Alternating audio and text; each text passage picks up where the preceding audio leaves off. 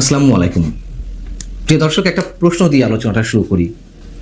সারা পৃথিবীর কথা বাদ দিলাম, এই বাংলাদেশে যে কবার সামরিক অভ্যুত্থান হয়েছে, সামরিক কু হয়েছে কিংবা সামরিক বাহিনী ক্ষমতা নিয়েছে, তার কোনোবারই কি সাধারণ সামরিক কর্মকর্তাদের সঙ্গে বৈঠকে বসে আলোচনার মাধ্যমে এই ধরনের কোনো সিদ্ধান্ত নেওয়া হয়েছে, নাকি খুবই সন্তর্পণে, খুবই গোপনে হাতে গোনা কয়েকজন শীর্ষ সামরিক কর্মকর্তাদের সঙ্গে সংশ্লিষ্ট সেনাপ্রধানেরা আলোচনা করে এই সিদ্ধান্তগুলো নিয়েছেন? উত্তর আমার বলার প্রয়োজন নেই, এটি আমরা সবাই জানি যে কিভাবে কি হয়ে থাকে। এই প্রশ্নটি এই জন্যই তুললাম যে এরকম একটি ধারণা বা এরকম একটি গুঞ্জন তো এর মধ্যে প্রতিষ্ঠিত হয়েছে যে সেনাবাহিনী ক্ষমতা নিতে যাচ্ছে, এবং যেই বৈঠকটি অনেকের বলছিলেন যে মঙ্গলবার হবে সেনা সদরে যে রুটিন একটি বৈঠক সেনা প্রধানের উপস্থিতিতে, সেটি 21শে মে বুধবার সকালে অনুষ্ঠিত হবে। সেই বৈঠকে নাকি এই ধরনের সিদ্ধান্ত নিতে যাওয়া হচ্ছে, এরকম খবর কেউ কেউ প্রকাশ করছেন, গুঞ্জনে আসছে। এটি স্রেফ আমার কাছে হাস্যকর একটি বিষয়। হ্যাঁ, আমি শুরু থেকে বলে আসছি যে করিডোর বিষয়ে কোনো ধরনের কোনো আলোচনা উঠতে পারে, সেনাপ্রধান এই বিষয়ে আলোচনা তুলতে পারেন, অথবা এটিও তেমন হওয়ার সম্ভাবনা নেই। সম্ভবত সেনাপ্রধান যেটি করতে পারেন যে ঊর্ধ্বতন সামরিক কর্মকর্তাদের মনোভাব এই বিষয়ে কি সেটি তিনি বোঝার চেষ্টা করতে পারেন। কিন্তু ভারতীয় গণমাধ্যম নানান ধরনের খবর দিচ্ছে, সেনাপ্রধানের সঙ্গে আমাদের প্রধান উপদেষ্টার একটা দূরত্ব তৈরি হয়েছে। এটি অনেক আগে থেকে নানানভাবে আমাদের সামনে এসেছে, কেউ কেউ মন্তব্য করেন, এবং নতুন করে যে গুঞ্জন, নতুন করে যে ফিসফিসানি যে সেনাপ্রধান জেনারেল ওয়াকারুজ্জামানকে যে কোনো সময় সরিয়ে দেওয়া হতে পারে। সেনাবাহিনী কি করতে যাচ্ছে, কি করবে, এটি নিয়ে বেশ আগে থেকেই ভারতের বিভিন্ন গণমাধ্যম নানান ধরনের উত্তেজক খবর প্রচার এবং প্রকাশ করে আসছে, যার অধিকাংশই গুজব। তবে এগুলোর কোনোটির যে একেবারে ভিত্তি নেই তাও কিন্তু নয়, একেবারে উড়িয়ে দেওয়া যায় না। তবে আমি আবারও বলছি, অধিকাংশই গুজব। সেনা সদরে সেনাবাহিনীর যে বৈঠকটি বুধবার অনুষ্ঠিত হতে যাচ্ছে, সেটা নিয়েও নানান ধরনের গুঞ্জন। মানুষের মধ্যে একটা কৌতূহলের সৃষ্টি হয়েছে, একটা আগ্রহের সৃষ্টি হয়েছে কি হতে যাচ্ছে এই বৈঠকে, সেটি নিয়ে ভারতের বিভিন্ন গণমাধ্যম, প্রথম সারির গণমাধ্যমগুলো বেশ উত্তেজক খবর দিচ্ছে। বলছে যে এই বৈঠকে আগামী দিনে সেনাবাহিনীর কর্ম পরিকল্পনা সম্বন্ধে আলোচনা হতে পারে, যেটা আমি প্রথমেই বলছিলাম যে এই ধরনের আলোচনা আসলে এই ধরনের ওপেন বৈঠকে কখনো হয় না। যাই হোক, এই গণমাধ্যমগুলো বলছে সেনাপ্রধান জেনারেল ওয়াকারুজ্জামান এবং আমাদের প্রধান উপদেষ্টা ডক্টর মোহাম্মদ ইউনূসের মধ্যে বিরোধ আরও তীব্র হয়েছে। হতে পারে, অস্বাভাবিক কিছু নয়। এবং সেনাপ্রধানের সবচেয়ে বড় উদ্বেগ এই মুহূর্তে সেটি হচ্ছে বিদেশি হস্তক্ষেপের কারণে বাংলাদেশে একটা ভয়ঙ্কর অস্থিতিশীলতার সৃষ্টি হতে যাচ্ছে, এবং সেটি সরকারের কারণে হতে যাচ্ছে। এটি ভারতের গণমাধ্যমে ব্যাখ্যা করার কোনো প্রয়োজন নেই। সাম্প্রতিক সময়ে সাধারণ মানুষের যে উদ্বেগের বিষয়, রাজনৈতিক দলগুলো থেকে শুরু করে কনসার্ন যারা রয়েছেন, বিভিন্ন প্রতিষ্ঠান কিংবা ব্যক্তি, অবশ্যই এটি নিয়ে আলোচনা চলছে। সেনাপ্রধান সেটি নিয়ে উদ্বিগ্ন, তিনি এর বিরুদ্ধে অবস্থান নিয়েছেন। আমি অনেকখানি নিশ্চিত করে বলতে পারি, যতটুকু আমি জানি। ভারতীয় গণমাধ্যমগুলো যে বিষয়টি উল্লেখ করছে স্পষ্টভাবে, মানে তাদের ভাষায়, যে এই মুহূর্তে বাংলাদেশের সেনাপ্রধানের উদ্বেগের কারণ দুটি। একটি হচ্ছে যত দ্রুত সম্ভব এবং একটি ইনক্লুসিভ নির্বাচন করা, সেটি সম্ভব হবে কিনা সেটি নিয়ে তিনি যথেষ্ট উদ্বেগের মধ্যে রয়েছেন। এটি খুবই স্বাভাবিক। তিনি তার চাওয়াটা তিনি প্রকাশ্যে নিজেই বলেছেন গত 25শে ফেব্রুয়ারি সাবেক সামরিক কর্মকর্তাদের উদ্যোগে আয়োজিত একটি অনুষ্ঠানে, পিলখানা ট্র্যাজেডি দিবস নিয়ে। সেখানে তিনি বলেছেন যে তিনি চান একটি ইনক্লুসিভ নির্বাচন, ফ্রি ফেয়ার নির্বাচন, এবং যত দ্রুত সম্ভব বাংলাদেশকে একটা গণতান্ত্রিক প্রক্রিয়ায় উন্নত করার ব্যবস্থা করতে। এটা তো সত্য কথা।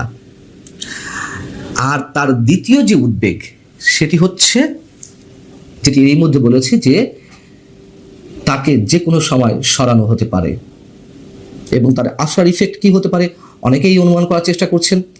এই গণমাধ্যমগুলো বলছে যে জেনারেল ওয়াকারুজ্জামান শুরু থেকেই আমাদের প্রধান উপদেষ্টা ডক্টর মোহাম্মদ ইউনূসকে সাহায্য করার চেষ্টা করছিলেন, কিন্তু বিদেশি হস্তক্ষেপের কারণে যে দূরত্ব সৃষ্টি হয়েছিল এর মধ্যে নানান ইস্যুতে, সেটি আরো তীব্র হচ্ছে বা তীব্র হয়েছে। আবারও বলি যে এটা সত্য কথা, সেনা প্রধান এবং সেনাবাহিনী এই ইস্যুতে অবশ্যই বাংলাদেশের পক্ষে। দেখুন, সেনাবাহিনীকে যতই বিতর্কিত করা হোক না কেন, অথবা সেনাবাহিনী নিজেই যত বিতর্কের মধ্যে পড়ুক না কেন, দিন শেষে সেনাবাহিনী দেশের সার্বভৌমত্বের পক্ষে সবসময় দাঁড়িয়েছে এবং দাঁড়াবে, এটি আমাদের দৃঢ় বিশ্বাস। এবং সেই জায়গা থেকে করিডোর ইস্যুতে বিশেষজ্ঞরা যা বলছেন একেবারে তো ফেলনা না। এখনো পর্যন্ত কোনো বিশেষজ্ঞ বলেছেন যে হ্যাঁ এটি আমাদের সার্বভৌমত্বের জন্য হুমকি নয়? কেউ বলেছেন? কোন রাজনৈতিক দল বলেছে? হাতে গোনা সরকারের আশীর্বাদ পুষ্ট দুই একটি রাজনৈতিক দল ছাড়া সবাই তো সরব হচ্ছে। সেখানে সেনাবাহিনী করিডোর ইস্যুতে বিপক্ষে থাকবে না এটা মনে করার কোনো কারণ নেই। এবং বুধবারের বৈঠক নিয়ে সরকারের পক্ষ থেকে এটি ঠেকানোর একটা প্রাণান্তকর চেষ্টা করা হচ্ছে, সেটিও নানানভাবে গুঞ্জন আকারে ছড়াচ্ছে। আর ভারতীয় গণমাধ্যমগুলো সেটিকে একেবারে এস্টাবলিশ করার চেষ্টা করছে যে সরকার যে কোনো মূল্যে এই বৈঠকটি ঠেকাতে চায়। কি এমন সিদ্ধান্ত হবে সেই বৈঠকে ক্ষমতা নেওয়ার কোনো বিষয় আলোচনা তো হবেই না, তাহলে কেন ঠেকাতে চাইবে সরকার? করিডোর ইস্যুতে আলোচনা হবে এটি নিয়ে?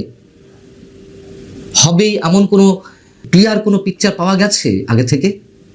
আর যদি ঠেকিয়ে থাকেও সরকার, মানে ঠেকানোর চেষ্টা করে থাকে, যদি সেনা প্রধান সত্যি সত্যি এর বিপক্ষে অবস্থান নেন, তিনি সেনাবাহিনীর মধ্যে এই সিদ্ধান্তটি তো যে কোনোভাবেই নিতে পারেন, তার তো নানান পথ আছে। আমরা জানি না এসব খবরের সত্যতা কতখানি, তবে কিছু একটা হচ্ছে, এটুকু বলা যেতে পারে। দর্শক, সাজ্জাদ কাদেরের প্রীতি এবং শুভেচ্ছা নিন। এই মুহূর্তে আপনাদের সামনে কথা বলতে এসেছি কি হচ্ছে কি হবে এই প্রসঙ্গটা নিয়ে। এই মুহূর্তে দেশ কি বলবো এটাকে, এক শ্রেণীর মানুষ বলছে যে ভালো আছে, সেই সংখ্যাটা খুব কম, কিন্তু বেশিরভাগ মানুষ বলছে দেশ আসলে ভালো নেই। এই ভালো নেই যখন, তখন দেশের মানুষের করণীয় কি? দেশের মানুষ কার দিকে চেয়ে থাকবে? সরকারের দিকে। কিন্তু সরকার 10 মাসে দেশটাকে কোনোভাবে একটা স্থিতিশীল জায়গায় আনতে পারেনি, ঐক্য প্রতিষ্ঠা করতে পারেনি। অন্যদিকে সরকারের তরফে দেশবিরোধী নানা রকম কর্মকাণ্ড হচ্ছে।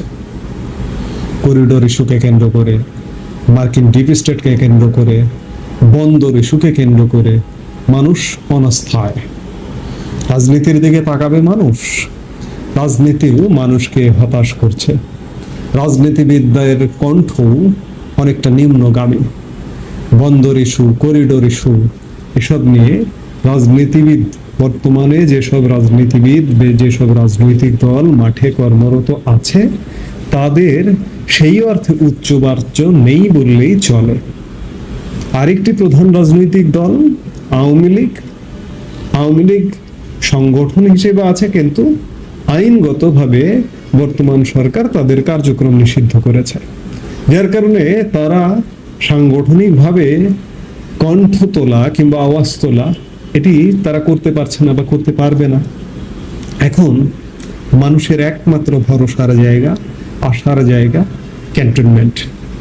মানুষের দৃষ্টি এখন ক্যান্টনমেন্টে। এই ক্যান্টনমেন্টে যখন দৃষ্টি, তখন নানা ধরনের নানা খবর চারিদিকে ডালপালা মিলছে। যেমন গতকালকে বিকেল থেকে একটা সংবাদ চাউর হলো যে করিডোর ইস্যুতে, এবং গণমাধ্যমেও এসছে, বাংলাদেশের গণমাধ্যম তো আসলে কোনো খবর দেয় না, ভারতীয় গণমাধ্যমেও এসছে যে ডক্টর মোহাম্মদ ইউনূস, সশস্ত্র বাহিনীর প্রিন্সিপাল স্টাফ অফিসার, এবং খলিলুর রহমান জাতীয় নিরাপত্তা উপদেষ্টা মিলে বসে বৈঠক করে সিদ্ধান্ত নিয়েছেন যে সেনাপ্রধান করিডোর ইস্যুতে যেহেতু রাজি না, তাকে রাজি করাতে হলে মার্কিন সহায়তা দরকার। অর্থাৎ গতকালকের আগের দিন এমন বৈঠকে তারা এটি ভেবেছিলেন এবং সিদ্ধান্ত নিয়ে মার্কিন সহায়তার জন্য